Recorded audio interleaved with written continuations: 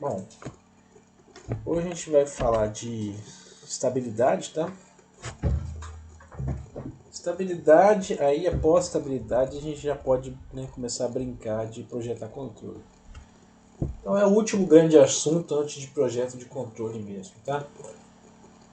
Estabilidade é o assunto mais fácil da prova, então se cair uma questão, não errem, por favor. Vocês vão ver que, né, é tranquilo, tá? Bom, vou começar aqui com... Cadê meu... Tá ocupando a tela aqui, por quê?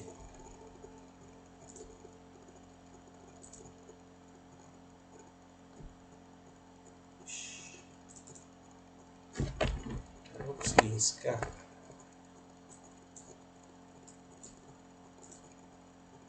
Agora sim.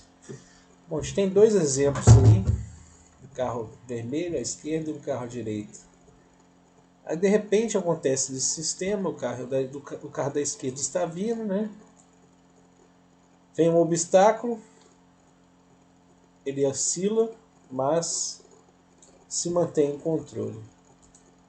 Já o carro da direita, né? Ele está vindo na trajetória dele, vem um obstáculo, ele oscila e perde o controle, né? Derrapa, perde o controle, né? Obviamente o sistema da esquerda tem um sistema, ele é mais... O controle é melhor, né? O controle de tração ali, ABS, o que for, né? O controle da posição ali é bem melhor, você vê pela questão da estabilidade, é muito mais estável, né? Nem como comparar o carro da esquerda com o da direita. Então nessa aula a gente vai entender onde que está a matemática que fala isso. Será que a gente consegue ver de antemão um sistema de controle que é estável? A resposta é sim, né? Vamos para outro exemplo aqui, esse helicóptero, né? O helicóptero, assim como o avião, é um sistema instável, tá? E o helicóptero, mais ainda, ele é mais instável que o avião.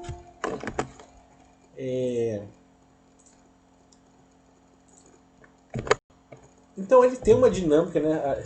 Por isso que eles, né, esses sistemas só voam, né, se tiver um sistema de controle eficiente. Porque caso contrário ele vai cair, vai ser puxado pela gravidade e cai mesmo. Tá? Saiu anteontem aí a notícia desse carro aí, tá? Um carro, o Skydrive aí, lá no Japão. Dá um tempo pra vocês verem, né? Aí repara, né? Ao contrário do helicóptero, ele tem pelo menos 8 hélices, tá? Ele tem em cima os 4 laterais e 4 embaixo também.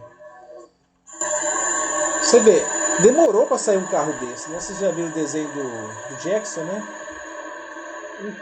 Hoje um carro voador já é uma realidade, né? Então aqui na próxima década eu acho que a gente vai começar a ter um tráfego aéreo aí. E só é possível um sistema desse, tá? Com um sistema de controle bem feito. Então, um dos motivos de existir o carro do Jackson é porque os sistemas de controle estão cada vez melhores, né? Então, se fosse só um helicóptero, o helicóptero é um sistema, cara, é uma hélice só, ele tem uma reserva, um motor reserva. Aqui, ó, né? A gente vê que é um controle muito bem feito, né? Ou seja, um sistema que é meramente, inicialmente instável, ele está sendo estabilizado pela lei de controle. Mais um exemplo aqui, ó. Essa bola aqui. Vocês acham, esse sistema aqui, conjunto, que vocês acham que é instável ou estável?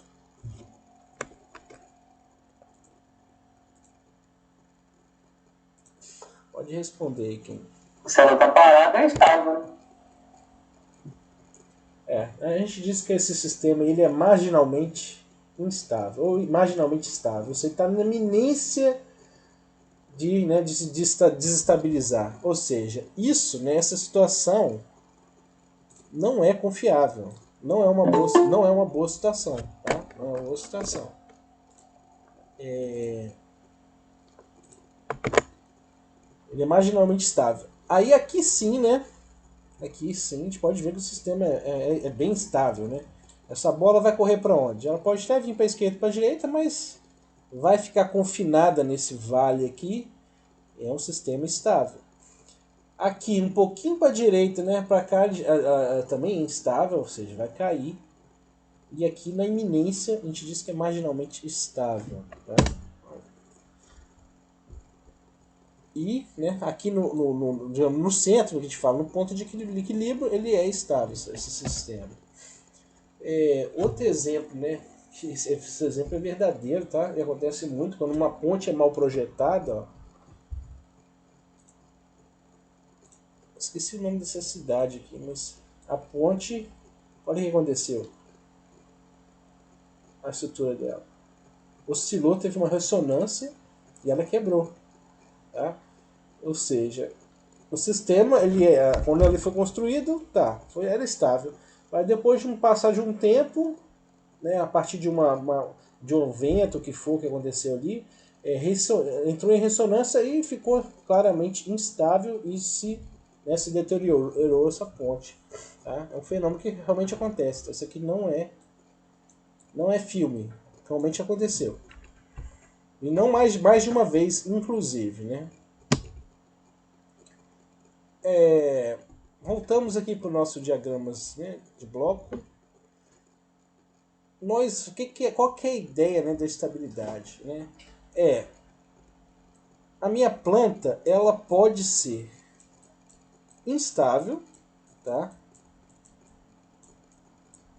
E por meio do meu controlador e da minha realimentação, ou seja, eu vou alterar os polos dessa planta aqui e vou tornar esse sistema estável, tá? A ideia é essa. Eu posso transformar um sistema que é estável em instável pelo controlador? Pode também, né? Você pode ver que o contrário também é verdadeiro, né? É claro que a gente não deseja isso, mas a alimentação pode tornar o sistema instável também. Basta você projetar mal o ganho do controlador que vai acontecer isso. Tá? Mas normalmente, tá? Eu posso ter, como um helicóptero, avião, esse drone esse quadricóptero aí, eles são estáveis, tá? E o sistema de controle torna ele estável. Tá? Normalmente essa é a situação que a gente tem. Ou o nosso controlador também pode melhorar o desempenho do sistema que já é estável também. Tá? Pode melhorar, mesmo que ele seja estável, eu posso melhorar o desempenho do meu sistema que é estável. Bom, eu falei do aviãozinho aí, né? Bom, o aviãozinho ele é instável, tá? Aliás, a história do controle tem muito a ver com a aviação, né? Tem muito a ver com a aviação, duas coisas principais, né? A aviação e a telecomunicações. Um avião, se ele está lá em cima, não tem, né, não tem um controle, né, o que vai acontecer? Esse avião vai cair. Fato que ele vai cair. Ele é um sistema naturalmente instável. Então o que a gente faz? Né? Ele tem pelo menos, né, um controlador aqui, digamos aqui, o profundor, pro leme e pro aileron, né? Pelo menos para os 3 eixos, digamos assim, né? Eu já falei disso. Esse aqui, o leme, mexe ele para a direita ou para a esquerda. O profundor vai para cima ou vai para baixo. E o aileron vai fazer ele rolar, né? Ele vai rodar, ele vai poder rodar, né? Vai rolar, na verdade, né? Então, é um sistema, né? Se a gente for ver a função de transferência no mínimo de terceira ordem, na verdade pode ser até de nona, tá? Aí depende do controle. A gente pode simplificar também, mas ele vai ter lá, que a gente vai ver, ele tem polos na parte real positiva, ele é instável e o controlador faz o quê? Torna esse sistema estável, tá? Só lembrando que, né, se acontecer uma entrada, uma perturbação, tem um regime transitório e o regime permanente que a gente fala na aviação é aquela viagem de cruzeiro, né? Ou seja, é a parte mais tranquila. Depois que o avião chegou numa velocidade de uma certa altura, ele tende a se manter ali até em modo automático. Né? O piloto quase pouco faz. Né? Ele fica ali na viagem de cruzeiro que a gente fala. Mais exemplos aqui para a gente entender, né? Pelo menos exemplos visuais. Eu tenho esse cone, tá? Eu tenho esse cone. Bom, a gente pode ver aqui, né, que tá bem estável, né? Quase aquela figura da bolinha, né? Ele é estável. Se você deixar esse cone em cima de um plano, ele vai permanecer no estado dele, né? Agora, se eu inverter, só o fato de eu inverter, né, mudar o centro de gravidade aqui, ó, claro que esse sistema vai ser instável, esse cone vai cair, ele vai tender a cair, tá? Vou dar um exemplo aqui, é o primeiro e último exemplo de eletrônica analógica, de controle analógico, a gente fala, tá? Por quê? O controle analógico está realmente em decadência, tá? Eu ainda não falei isso para vocês, mas a matéria, a disciplina nossa é controle clássico, ou seja, é controle contínuo. A gente não aborda o controle digital, sendo que a gente usa, né? O que é usado hoje em dia é controle digital. Por quê? Porque vocês vão ter essa matéria no semestre que vem, tá? E é claro que também por uma questão também didática, né? O controle digital ele tem muito número quebrado, vocês vão entender por que depois. Eu vou dar uma aula disso, não agora. Mas para entender o controle digital, a gente é muito melhor estudar o controle contínuo. Mas isso aqui, ó, na época que eu estudava, tá? O P&D que a gente projetava era dessa forma aqui. Era analógico, por aqui que pareça. A gente usava Ampiop. Bom, vocês estiveram lá na aula de eletrônica analógica, né? Esse sistema aqui com Ampiop, vamos entrar em detalhes aqui, não, mas só ele inverte, tá vendo? A entrada aqui está entrando na entrada inversora. Aí tem esse capacitor e esse resistor, a gente sabe que a função de transferência disso ó, é 1 sobre RC, tá? Sobre S, ou seja, 1 sobre S, lembre-se, é integração. Isso aqui é um integrador, tá? Aqui, né, isso aqui é um ganho unitário, ó, R sobre R, o que, que ele faz? Eu multiplico esse sinal por 1, né? Eu dou um ganho unitário nisso. Só que como tem um menos aqui, eu vou inverter de novo. Então menos com menos dá mais. O que é isso tudo aqui? Então eu tenho uma entrada em tensão, o que vai sair na saída? Vai sair a integral, desse sinal que está entrando aqui. Isso é um integrador que a gente fala, tá? E a função de transferência nada mais é o quê? 1 sobre S e o ganho aqui, né, é o RC, né? Tem um ganhozinho aqui, 1 sobre RC. Mas nada, o que o sistema está fazendo? Ele está integrando uma entrada, tá? Então, vamos supor que eu tenha uma tensão constante, tá? 1 volt, passei nesse sistema, ó. O que saiu? Pergunta para que eu faço para vocês: sistema é instável ou instável?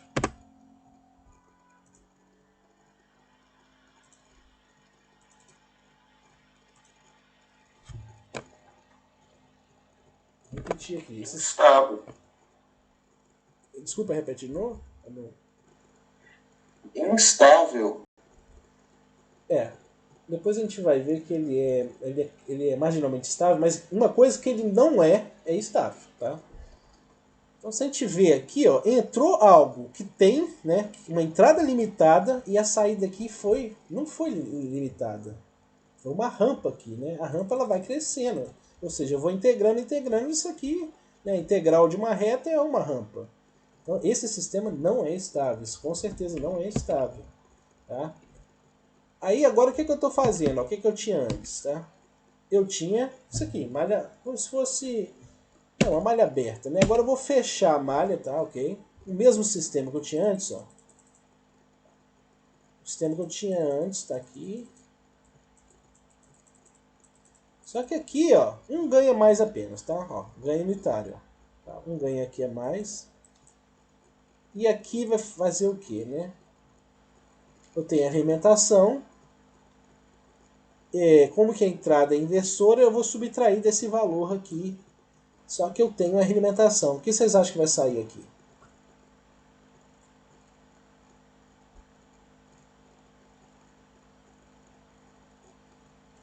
Vamos ver aqui, ó. Ele saiu. Eu tenho isso aqui, ó. A única coisa de diferença que eu fiz foi o quê? Botar um ganha mais e fechar a malha, tá? A gente pode entender que esse ganha mais aqui é um comparador, um subtrator, tá? Tá lá, ó. Olha o que deu. Eu tinha uma entrada. Aí a função de transferência em malha fechada, tá? Em malha fechada. Olha o que aconteceu com a minha saída. Em vez de ser uma rampa crescente, virou uma como que isso aqui é uma entrada integral, vocês lembram que a resposta integral é o que ele está invertendo, tá? Olha lá, a resposta é aquela exponencial que se estabiliza aqui em 1, né? Ou seja, um sistema de primeira ordem ele tem essa resposta em relação ao degrau. Então o que aconteceu? O sistema era instável e ficou estável. Então a ideia é essa, ó. A alimentação, o que ela fez? Ela pode tornar sistemas que são instáveis, né, em sistemas estáveis. Tá? Esse é um exemplo muito simples que ilustra bem isso. Tá? Então a realimentação, o simples fato de eu fechar a malha, estabilizou meu sistema. Ou pelo menos aumentou a margem de estabilidade dele. Né? Então, né, vamos fazer uma definição. Então, para qual que é a condição que define, né, se o meu sistema é estável ou não, tá? Ó, é muito simples, é o critério que a gente chama Bilbo, não confundir com o Bilbo, né? Ele já viu aí Senhor dos Anéis aí. Não confundir com... Ou se lembrar do Bilbo para lembrar disso aqui, tá? Não tem o L. Bilbo, o que é Bilbo? Do inglês Bounded Input, Bounded Output. Ou seja, entrada limitada, saída limitada. Esse é o critério, tá? Então, se entrou uma entrada limitada, saiu ilimitada, meu sistema é instável, tá? Instável. Agora, se entrou uma entrada limitada, igual esse exemplo aqui, ó, e a saída foi limitada, meu sistema é estável. Então isso que a gente chama que é um critério BIBO, né? Bounded Input, Bounded Output. Então para verificar a estabilidade do sistema, a gente aplica todas as entradas limitadas possíveis e verificar se as saídas são limitadas, né? Se ela continua limitada, né? Mas é claro que a gente pode ver isso de uma forma muito fácil, que é justamente a gente ver a parte real do nosso denominador da nossa função de transferência, tá? Ou seja, a gente vai olhar para os polos do nosso sistema. Vamos supor que eu tenho uma função de transferência, vamos considerar em malha aberta, tá? Uma coisa desse tipo aqui, ns sobre d de s. Quando a gente analisa a estabilidade do nosso sistema, a gente olha para o denominador, para os polos, tá? O zero a gente não olha, não vai implicar na estabilidade, apesar de que ele vai ter uma função muito importante também, que a gente vai ver ao longo do curso. Mas a estabilidade a gente olha para o denominador. E o que a gente olha? Bom, a gente olha se os polos têm parte real positiva, tá? Então a região de estabilidade dos meus polos, né? Então agora a gente vai começar a se habituar a fazer o quê? A desenhar esse plano S aqui, ó, onde eu tenho a parte real e a parte imaginária tanto dos meus polos e zero. Como que a gente desenha isso, tá? Vamos pegar esse exemplo aqui, ó, esse caso aqui. Os polos aqui, ó, menos 1, o zero, desculpa, menos 1 e mais 4, ó. A gente desenha com uma bolinha, vou destacar aqui, né? Olha a bolinha aqui para onde que está o zero. Ó, polo igual a menos 1, tá? Vou desenhar com outra cor aqui agora. Uma cor mais clara ainda, verde. O zero aqui em mais 4. Repara que o zero ele está no semiplano direito desse plano S. Mas como eu falei, né, já adiantei, isso não é isso que vai destabilizar meu sistema, tá? Então quem é capaz de estabilizar meu sistema são os polos, ou seja, a parte do denominador. Vamos desenhar agora aqui a parte de baixo, por exemplo, aqui eu tenho dois polos complexos, ó. Ou seja, menos 3 mais ou menos J, essa cor ficou horrível. Vou botar em azul aqui, tá, pessoal? Então, ó, menos 3 é a parte que faz, né, que é o polo do meu sistema, só lembrando que é a parte que faz o meu denominador ser igual a zero. É a raiz desse denominador, né? Então, um polo é em menos 3 menos J e o outro é em menos 3 mais J, tá? Ou seja, um polo complexo, tá? Aqui, ó, se a gente for desenhar no mesmo desenho, ó, a gente botou um xizinho aqui. Uma informação muito importante, tá? Extremamente importante, é que se eu tiver polos complexos, obrigatoriamente eles vão vir em pares, tá? E simétricos em relação ao eixo horizontal aqui. Então, se eu tenho um aqui, eu vou ter consequentemente um aqui embaixo, tá? Isso obrigatoriamente. Tá? Polos complexos sempre vêm aos pares. Tá? Sempre vêm aos pares. Mas por que esse sistema, esse exemplo, é estável? Ó, todos os polos, o x aqui, ó, só tenho dois. Esse e esse estão aonde? Aqui, ó, no lado do semiplano esquerdo. Ou seja, a parte real dele é negativa, tá? Então, em termos matemáticos, em termos de função de transferência, a condição de estabilidade é o seguinte: basta ter um polo. Se eu tiver um polo aqui do lado direito, aí meu sistema já é instável. Basta ter um polo no semiplano direito, que eu vou desenhar aqui.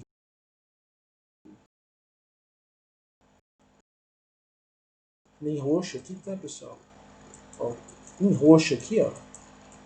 Isso aqui é região de instabilidade. Então vamos treinar aqui, vamos fazer vários exemplos para isso ser bem familiar para vocês, tá?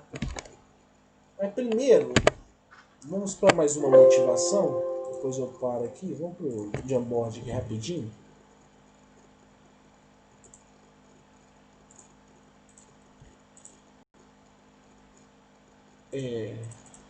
Vou fazer um desenho aqui que ajuda a ilustrar aqui, tá? Então, o primeiro desenho que a gente vai fazer é o seguinte. Qual que é, pessoal, a resposta no tempo desse sistema aqui? 1 sobre S mais A.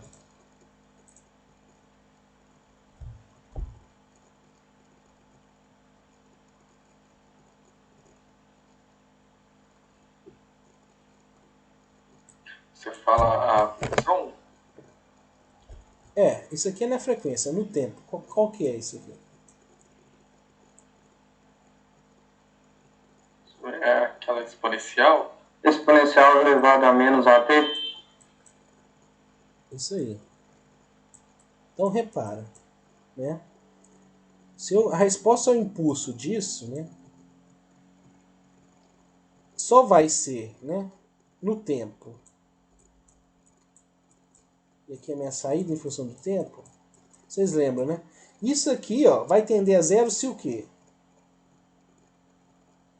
Se o A for positivo, né? Ou seja, quem que é o polo nesse caso aqui?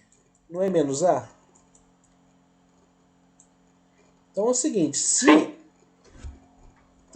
se esse polo, né, for positivo, se tiver parte real positiva, vai acontecer a situação inversa. Então a resposta impulso, em vez de ser assim, será aquele negócio bizarro, né? Vai aumentar, vai explodir, ou seja, vai ser instável, né? Então, aqui a gente já começa a ver por que a parte real tem que ser negativa, tá, pessoal? Então, nesse exemplo, só nesse exemplo aqui a gente já consegue ver. Mas normalmente as coisas aparecem, né, um pouquinho mais complicada. Parece uma coisa assim, por exemplo, né?